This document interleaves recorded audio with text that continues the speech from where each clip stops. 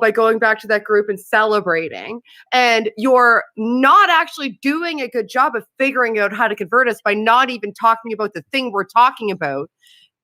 So maybe engage in better dialectics with us and start talking to us like we're normal people who are worthy of interaction and want to engage with you, who have a brain in our heads, instead of just showing up acting like a trolls and then going back and high-fiving each other pridefully.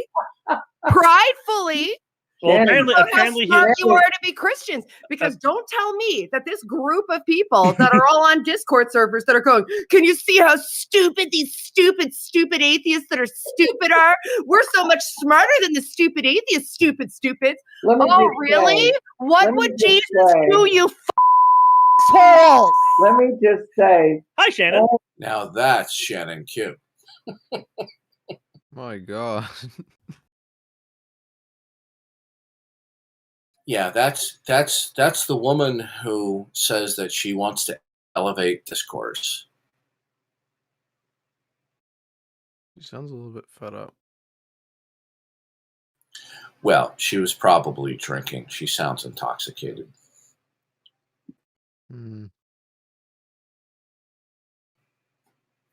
Which wouldn't surprise me, because she's posted stuff before on the interweb about being intoxicated. So. Not really one for that kind of stuff.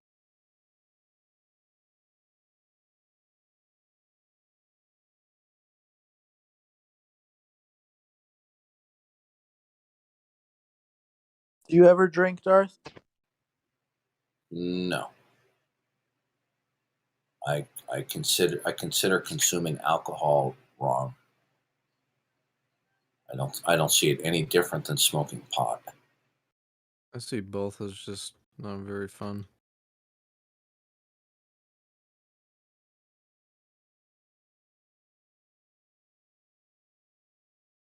People who say like they need it, I just shake my head and like, you don't need that stuff. Stop talking like that.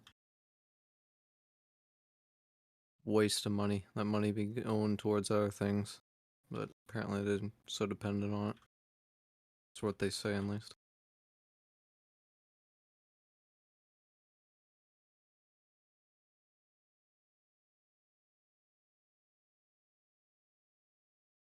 In what debate Shannon Q said that? What date? What debate? That was on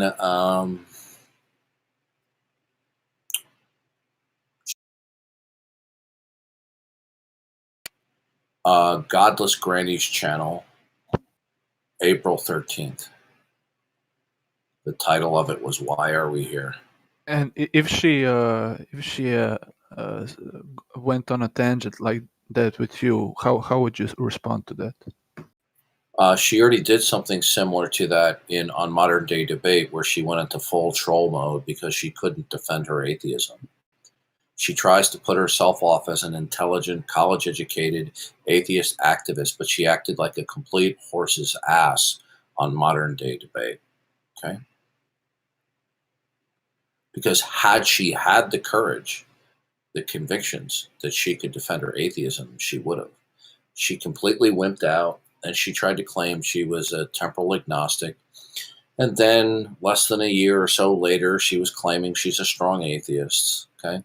She's just another train wreck atheist among the majority of the YouTube atheists. They're all train wrecks, every single one of them. Do any of these people ever have valid points? No.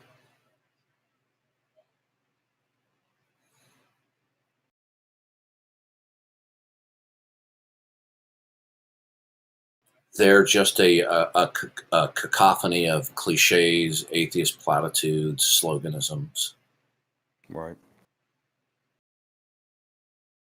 You want to leave Spinoza muted? Yeah.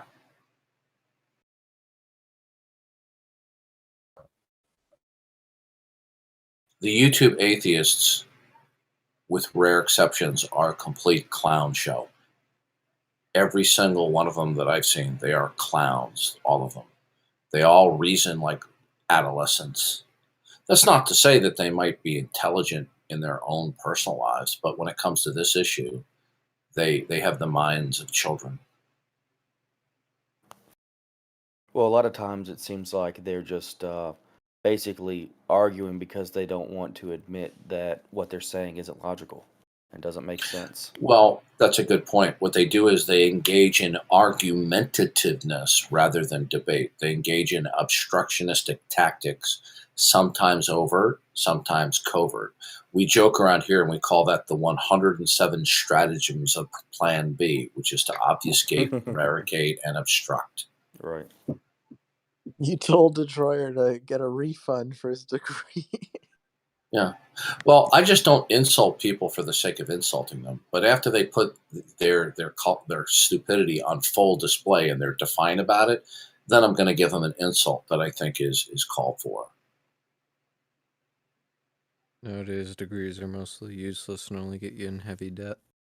He claims he has a BA in philosophy. His level of reasoning is no more than a cantankerous 16-year-old. I would say that's not true. Some degrees are worth it. Well, Only one good degree besides accounting. I'm an electrical and computer engineer graduate student. Have you made back the money yet? No, not yet. Well, when you make back the money, you're not able to fully pay it off. Then tell me that it's still in school. Still in school? Well, just wait until you get out. You're not gonna be able to pay it off. You're gonna be in your 60s and then you'll be able to pay it off. Listen, you shouldn't say that. I think your criticism only applies to certain degree You mean applicants. like gender studies? Yeah. Look, I could push you you know a exactly picture. where I was going with that one.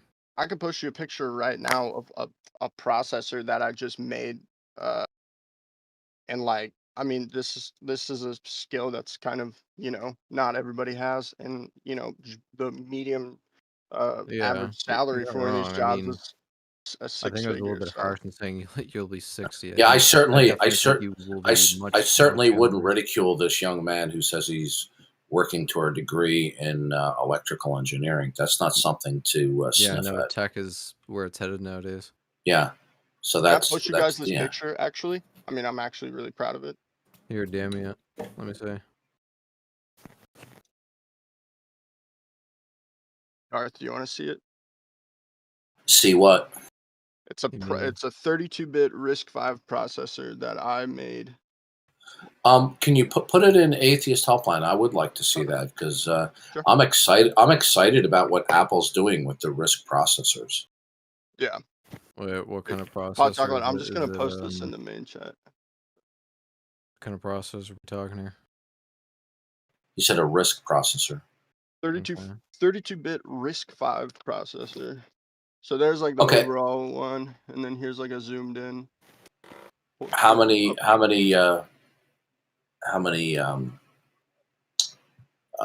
call it? Cores? No. I'm tired and having a Joe Biden moment. Registers or? No. What do you call them?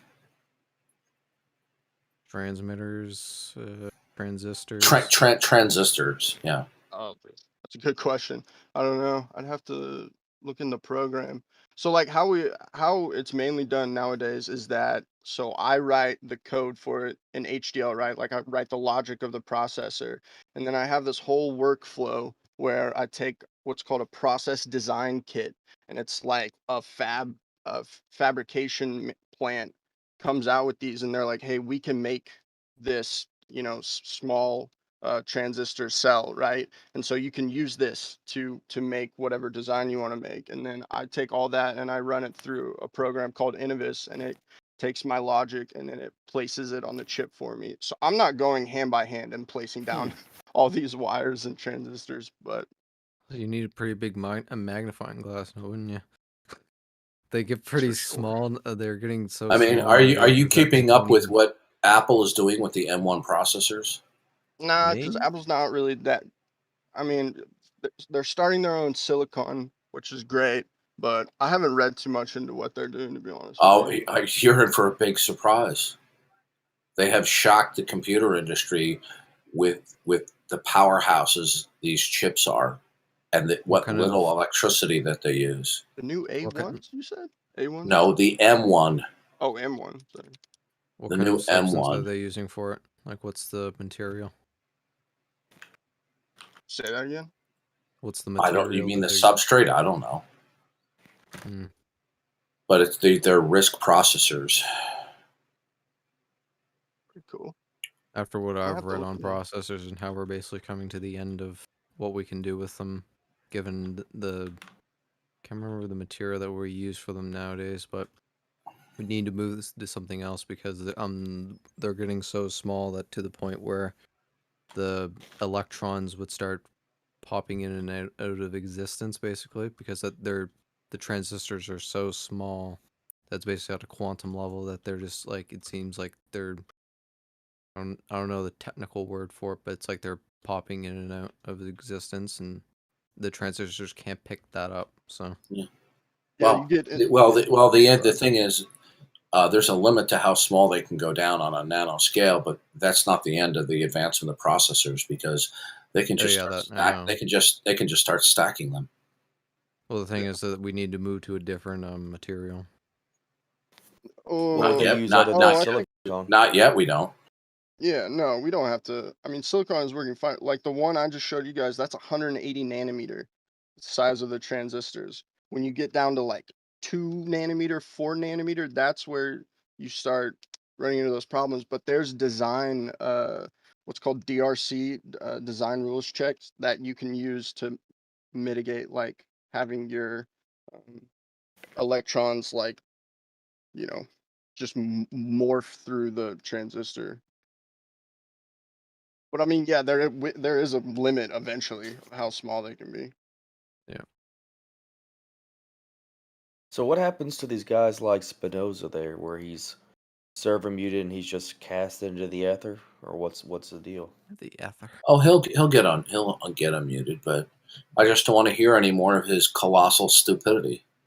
When people remain stuck on stupid when they're being corrected over and over again, it's pointless to continue to talk with them because they're unwilling to be corrected.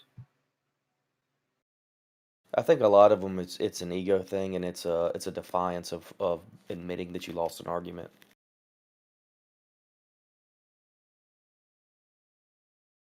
Yeah. Also, a lot of times they just simply don't know what they're talking about. Like in his case, he didn't understand theism versus a deism, and that was actually the main part of the argument, was that he was using theism interchangeably, and he didn't understand the difference. That was where that point of contention was the personal or impersonal. He didn't understand theism and deism.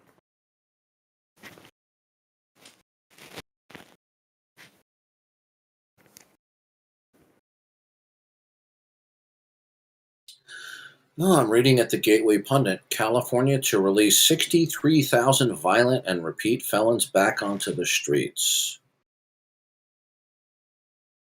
As though they didn't have enough people fleeing California as it is. I have in the chat for California.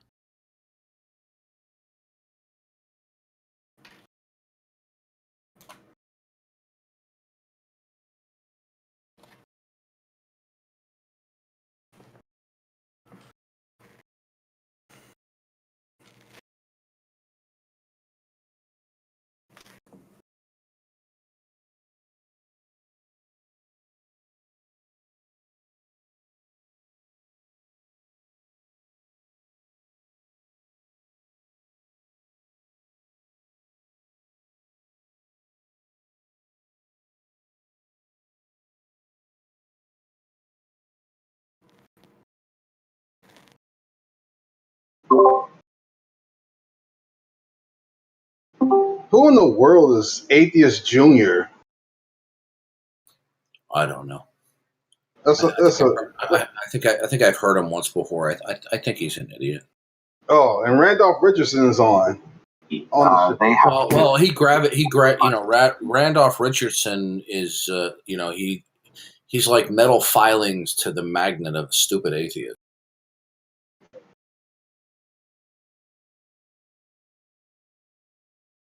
Why? What YouTube channel are you thinking of? I'll post the link in Atheist Helpline. I think All right, we've I had some got good it. conversation. So I've got an interesting question here. This may not be as interesting as it sounds, but it seems interesting anyway.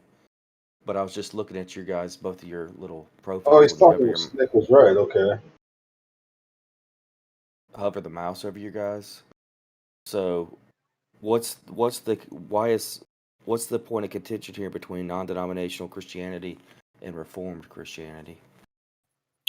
Reformed Christianity is where they hold to certain Calvinistic doctrines, such as tulip, total depravity, unconditional election, limited atonement, irresistible grace, and perseverance of the faith. Now, usually those who hold to those doctrines of tulip are in churches that would hold to what we would call covenant theology. But it's not restricted to covenant theology churches. It can also be in what we call Reformed Baptist churches. Okay? But Reformed theology is just simply classic and historical Calvinism. Gotcha.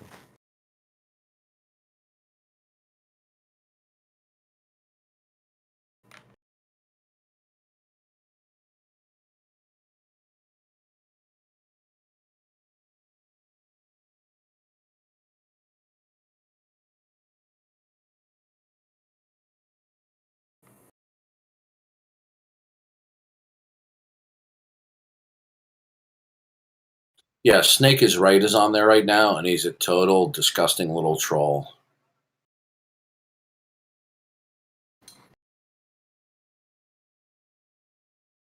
I saw Tangel on there too.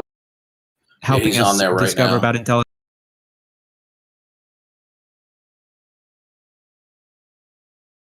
Yeah, why don't you play the stream through your microphone and see what they're talking about?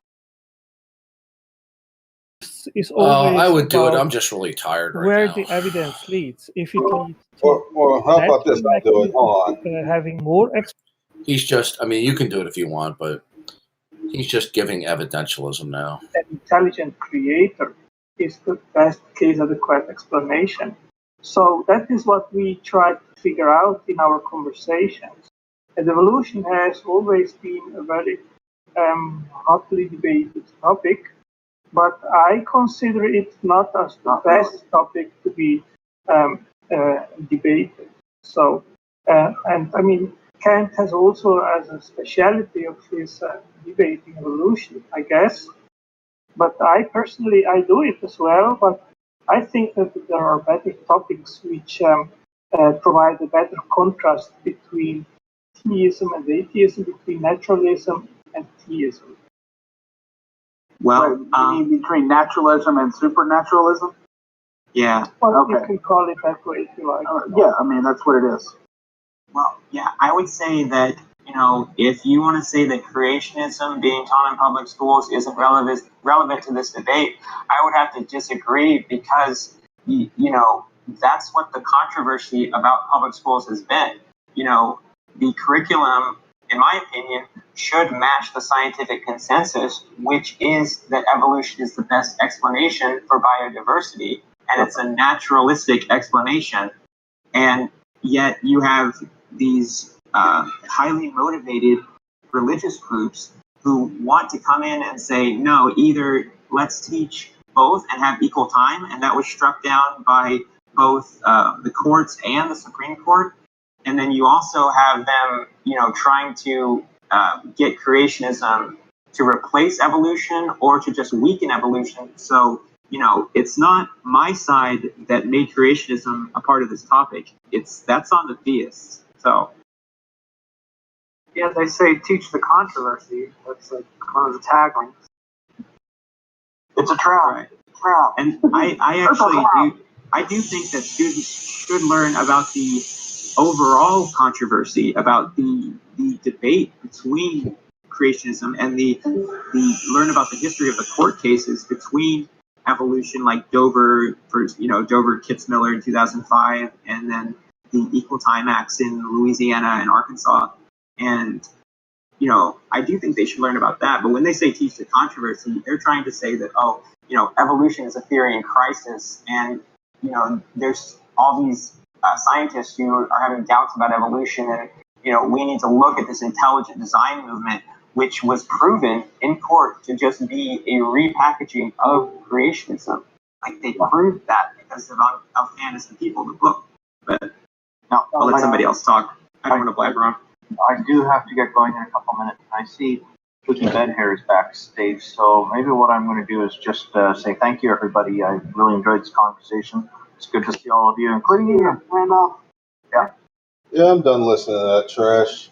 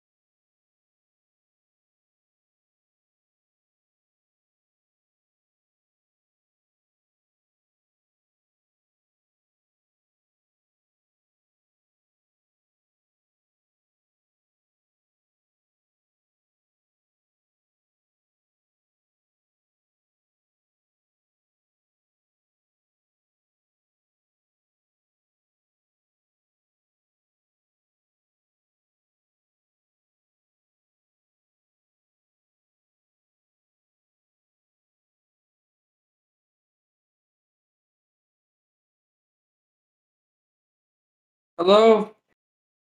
Hello. I was just kind of wondering why it's so quiet in here. Yeah, I'm coming to rebuke the Armenian.